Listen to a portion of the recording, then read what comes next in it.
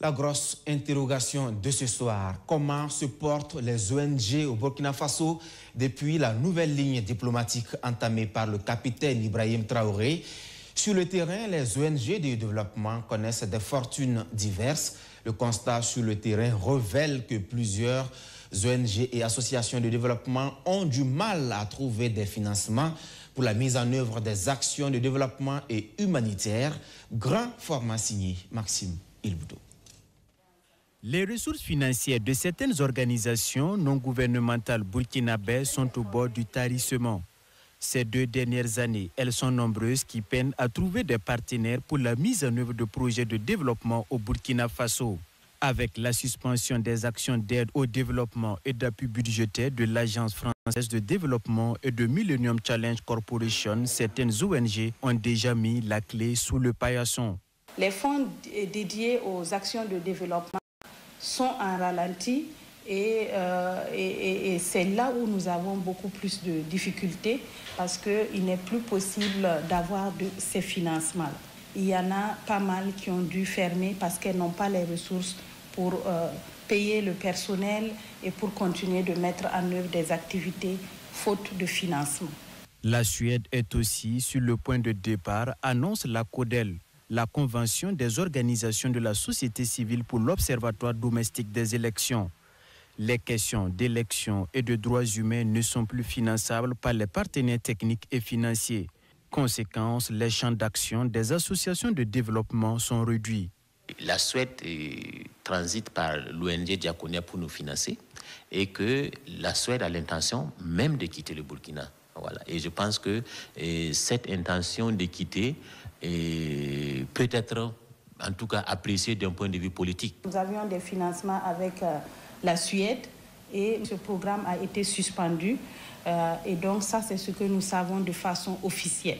Nous savons aussi qu'il y a certains partenaires qui sont en train d'évaluer la situation pour apprécier de l'opportunité de poursuivre ou de suspendre. Les projets dont les financements ne sont pas renouvelés n'ont pas encore été capitalisés. Mais les partenaires se font rares et des ONG manquent de fonds pour venir en aide aux personnes vulnérables.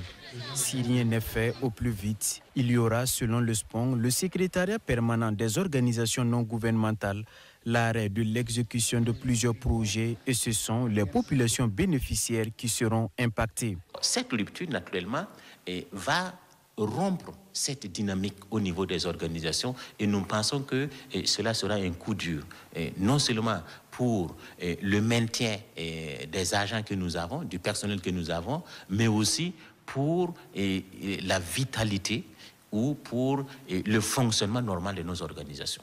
La bonne nouvelle, c'est que dans le domaine de l'humanitaire, les bailleurs de fonds sont toujours réceptifs. En 2022, selon le rapport de la Direction générale de la coopération, 215 milliards de francs CFA ont été investis dans les secteurs sociaux et dans l'humanitaire. Les fonds humanitaires ne sont pas soumis à embargo. Ça veut dire, quel que soit ce qui se passe, l'humanitaire où il s'agit de sauver des vies, ces financements-là, on ne doit pas les suspendre pour motifs politiques ou autres. Donc ça fait que la plupart du temps, le financement des actions de l'humanitaire se poursuivent dans une certaine mesure. Tant qu'il est possible d'accéder à ces zones, ces financements restent disponibles. Le manque de financement, selon ces acteurs, résulterait de la crise sécuritaire que vit le pays et de ses relations politiques tendues avec la France. Des ONG réduisent donc les programmes d'aide pour prioriser les activités relatives à la réponse d'urgence. Il y aura une rupture. Alors, cette rupture va se matérialiser ou marquer essentiellement par la non-présence des ONG que nous sommes sur le terrain. Et ça, vous voyez, une population en détresse. Et il n'y a pas quelqu'un pour la soutenir. Vous voyez ce que ça peut porter comme conséquence. Ça, c'est incommensurable. On ne peut pas mesurer. Concernant le plan de réponse humanitaire, seulement 33% des besoins de 2023 sont couverts. Un taux visiblement en deçà des attentes.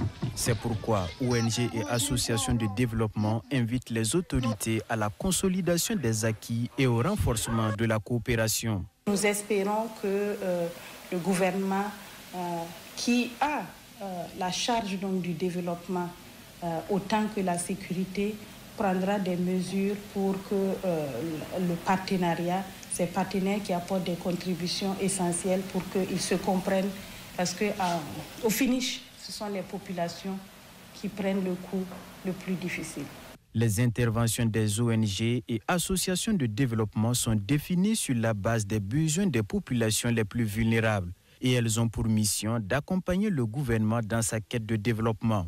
Pour atteindre leur objectif, elles encouragent au plus haut niveau la promotion de solutions durables qui favorisent la croissance économique tout en répondant aux besoins immédiats des populations vulnérables.